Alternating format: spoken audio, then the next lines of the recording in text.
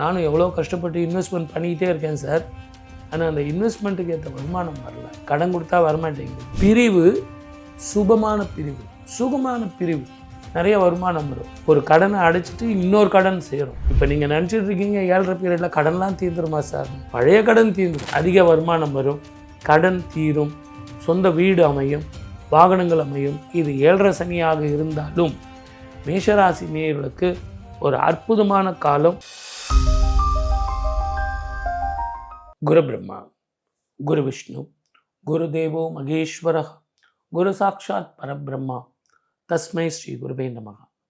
Sir, 2026 சனிப்பெயர்ச்சி வரப்போகுது. மக்களும் ஆவலா காத்துக்கிட்டு இருக்காங்க. இந்த சனிப்பெயர்ச்சியில் நமக்கு எல்லாம் என்ன நடக்க போகுது அப்படின்னு சொல்லிட்டு, சனிப்பெயர்ச்சி அப்படின்னு கேட்கறதுக்கு முன்னாடி உண்மையாவே சனிப்பெயர்ச்சி இருக்கா சார்? ஏன் நீங்கள் அந்த சந்தேகமாகவே கேட்குறீங்க?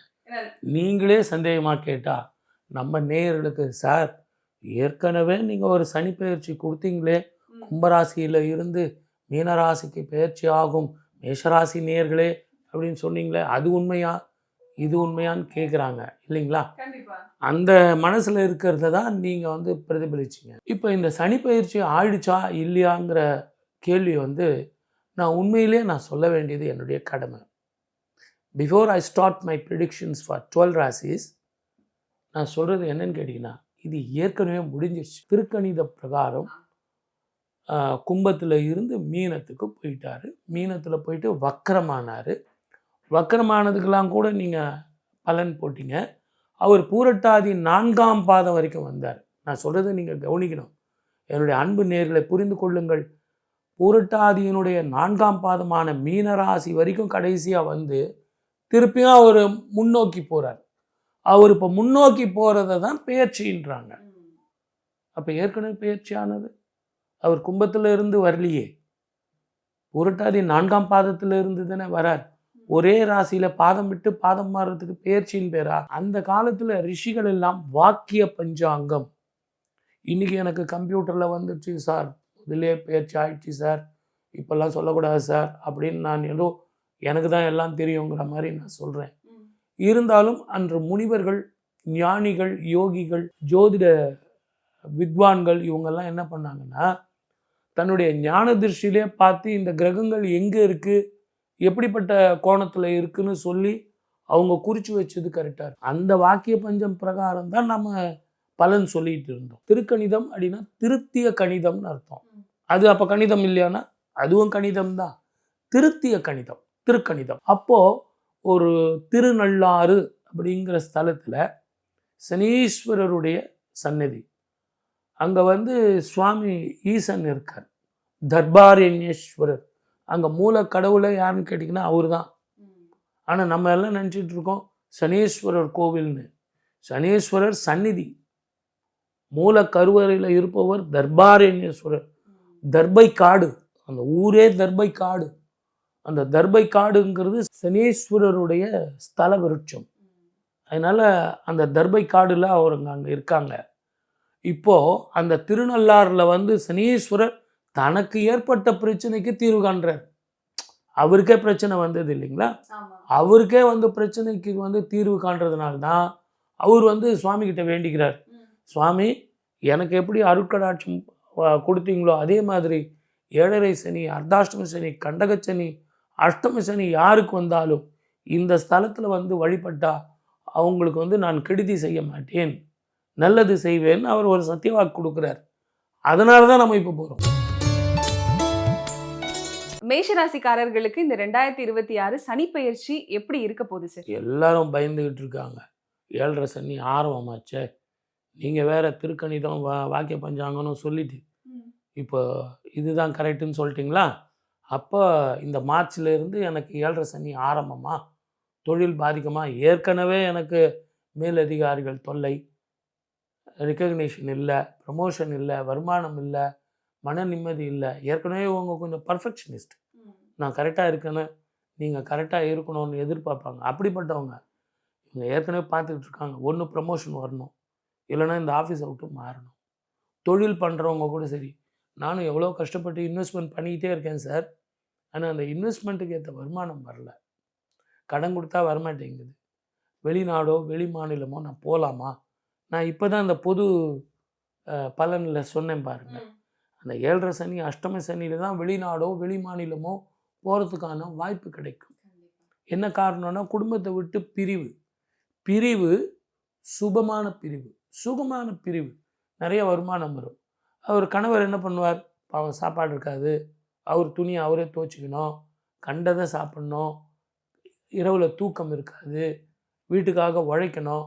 இருந்தாலும் யாருக்காக உழைக்கிறாங்க? அப்போது என்ன ஆகும், அதிக வருமானம் வரும், கடன் தீரும், சொந்த வீடு அமையும், வாகனங்கள் அமையும், ஃப்ளாட் வாங்கலாம், பிள்ளைங்களுக்கு வெளிநாட்டுக்கு போகிறதுக்கான பணம் கொடுக்கலாம். கடன் வாங்கி கொடுப்பீங்க, ஒரு கடனை அடைச்சிட்டு இன்னொரு கடன் சேரும். இப்போ நீங்கள் நினச்சிட்டு இருக்கீங்க 7.5 பீரியடில் கடன்லாம் தீர்ந்துருமா சார்னு. பழைய கடன் தீர்ந்துடும், ஆனால் புது கடன் உங்களுக்கு ஏற்படும். ஆனால் அது உங்களுக்கு சுபமான பலனாக இருக்கும். மொத்தத்தில் இது 7.5 சனியாக இருந்தாலும் மேஷராசி நேயர்களுக்கு ஒரு அற்புதமான காலம். ஆனால் நல்ல ஞாபகம் வச்சுங்க, பயணத்தில் கவனமாக இருக்கணும். 12ஆம் இடம் அப்படிங்கிறதுனால காலில் அடிபடுவதற்கோ அல்லது தலையில் அடிபடுவதற்கோ வாய்ப்புகள் அதிகம். அதனால் இரவு பயணத்தை தவிர்ப்பது நல்லது. கொஞ்சம் பொறுமையும் நிதானமாக போங்க. நான் அவனுக்கு அட்வைஸ் கொடுக்குறேன், இவனுக்கு அட்வைஸ் கொடுக்குறேன், அதெல்லாம் வேணாம். உங்கள் வேலை என்னவோ அதை வேண்டி பாருங்கள், பார்த்துக்கலாம். சார், அதே போல் மேஷராசிக்காரர்களுக்கு ஃபஸ்ட்டே சொன்னீங்க, வெளியில் போய் வேலை பார்க்குற மாதிரியான சூழ்நிலைகள் வரும், ஆனாலும் அது குடும்பத்துக்காக ஒரு சுப செலவில் போய் முடியும்னு சொன்னீங்க. இந்த திருமணம், குழந்தை பாக்கியம், இந்த மாதிரியான விஷயங்கள் மேஷராசிக்காரர்களுக்கு இந்த சனிப்பெயர்ச்சியில் எப்படி? கண்டிப்பாக குழந்தை பாக்கியம் உண்டு, திருமண தடை இருக்கிறது போயிடும், திருமணம் நடக்கும். அதே மாதிரி வேலை வாய்ப்பில் நல்ல உத்தியோகம் கிடைக்கும், மேலதிகாரிகள் தொல்லை இருக்காது. இவருடைய ஜாதகத்துக்கு ஊர் விட்டு ஊர் போகிறதுனால மேலதிகாரிகள் மாறுவார்கள். அந்த மாறும்போது உங்களுக்கு ஃப்ரீக்குவன்சி நல்லாயிருக்கும், அற்புதமான வாழ்க்கை வரும். என்ன கடவுளை வணங்கலாம் சார் இந்த இவங்களை சனிப்பெயர்ச்சி பொறுத்த காலத்துல? வரைக்கும் முருகனை வழிபட்டா அந்த கோபத்தை குறைச்சிக்கிட்டிங்கன்னா நல்லாயிருக்கும். ஆகவே திருச்செந்தூர் முருகனை போய் வழிபடணும். கடலில் குளிச்சுட்டு, நாழி கிணறுல குளிச்சுட்டு முருகனை போய் பார்த்துட்டு வந்தீங்கன்னா நல்லாயிருக்கும். பொதுவாகவே இந்த தைப்பூசம் அப்படிங்கிறது அதற்கு உண்டானது தான். எல்லாருமே பூசம் பூசம்னுவாங்க, தைப்பூசம். அந்த தைப்பூசம் சொல்கிறது என்னென்னா பௌர்ணமியில் வரக்கூடிய பூசம். ஆகவே அந்த நாளில் இவர்கள் தான தர்மங்கள் செஞ்சாங்கன்னா அற்புதமான பலன்கள் கிடைக்கும். சார், தான தர்மம் பற்றி சொன்னீங்க. என்ன மாதிரியான தானம், ஏதாவது ஸ்பெசிஃபிக்காக இருக்கா சார்? இல்லை இந்த மாதிரியான தானங்கள் பண்ணீங்கன்னா உங்களோட புண்ணியங்கள் இன்னும் அதிகமாகும் அந்த மாதிரி? தானிய தானம் செய்கிறது அற்புதமான பலனை கொடுக்கும். அதுலேயும் கோவில்களுக்கு நீங்கள் கொடுத்து சுவாமிக்கு நைவேத்தியம் பண்ணுறதுக்காக அந்த கோவிலில் என்ன சுவாமிக்கு நைவேத்தியம் பண்ணுறாங்களோ அதுக்கு உண்டான தானியங்களை வாங்கி கொடுங்க. சுவாமிக்கு நைவேத்தியம் பண்ணி எல்லாருக்கும் பிரசாதம் கொடுங்க. அது உங்களுக்கு மழை போல வர பிரச்சனை பனி போல மாறும். இப்போ பொதுவாகவே சார், இந்த சாதாரண மக்களோட வாழ்க்கையில திருமணமா இருக்கட்டும், இல்லை புதிய தொழில் தொடங்குறதா இருக்கட்டும், ஏதோ ஒரு நல்ல காரியம் பண்ணலாம் அப்படின்னு சொன்னாவே அவங்களுக்கு இந்த சனி தானே ஒரு மிகப்பெரிய பிரச்சனையா இருக்காங்க. அப்ப இவங்க பொதுமக்கள் எல்லாம் என்ன சார் பண்றது? சனியை ஃபாலோ பண்ணலாமா வேண்டாமா சார்? என்னன்னு கேட்டிங்கன்னா, ஒரு ராசிக்கு அவர் 2.5 வருஷம் இருக்கார். இப்போ குரு மற்ற கிரகங்கள்லாம் பார்த்தீங்கன்னா அந்த ராசிக்கு இருக்கிற பலன் தான். ஆனால் சனீஸ்வரர் பார்த்தீங்கன்னா முன்ன பின்ன இருக்கிற பலன், அவருடைய பார்வை, வக்கரம் அப்படின்னு இதெல்லாம் கணக்கு பண்ணோம். அதனால தான் பயப்படுறாங்க. சனி கொடுத்தால் யார் தடுப்பர்? சனியை போல கொடுப்பார் யாராவது உண்டா? சனி கொடுத்தால் அது ஸ்திர சொத்தாக இருக்கும். சுமங்கலி தத்துவத்தை தருவான். 7.5 சனியில் தான் கல்யாணம் ஆகும், அஷ்டமி சனியில் தான் வீடு வாங்குவீங்க, 7.5 சனியில் தான் ஊர் விட்டு ஊர் போவீங்க, இடம் விட்டு இடம் வாருவீங்க. பணத்தோட அருமை தெரியும், பசினா என்னன்னு தெரியும். It is a training period.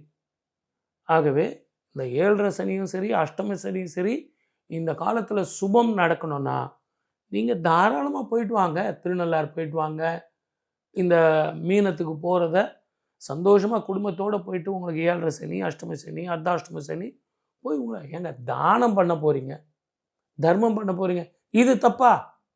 2 வாட்டி பண்ண தப்பா? 3 வாட்டி கூட பண்ணுங்களேன், அதனால ஒன்றும் தப்பு இல்லை.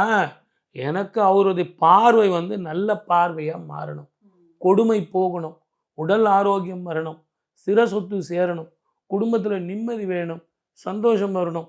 விட்டுருங்க, தைரியமாக சந்தோஷமாக போயிட்டு வாங்க.